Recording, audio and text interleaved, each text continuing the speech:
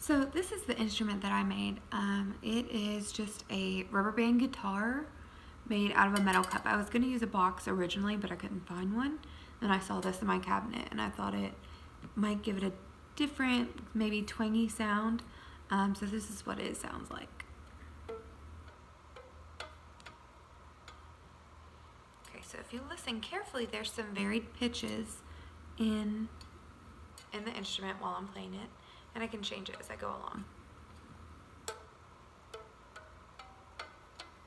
So as I go from the blue to the red, the pitch gets higher, and that's for a few reasons. So if you look, this blue rubber band is quite bigger and thicker than these other. These are a little bit smaller, and then the red is the smallest.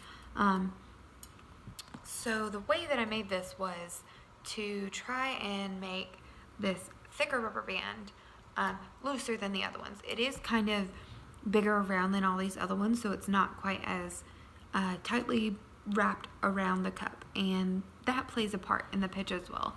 If the rubber band were tighter, like so, the pitch is higher because the tension is stronger.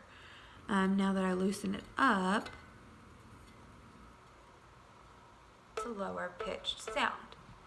And so just like with all these other rubber bands, this one is the loosest, and as they go up, they progressively get tighter so that the pitch gets higher.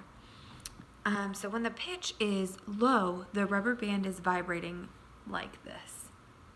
The sound waves, or the whaps, aren't hitting against this metal to make the sound quite as frequently as they do with the red. So in this red one, like I said, with the blue, when it vibrates, it moves like this. When this red one vibrates, it moves like this.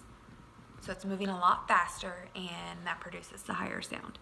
Now, I can make these louder simply just by plucking harder. So this is how I was originally playing my instrument. Soft, not quite that loud, but when I really pluck hard, it gets louder.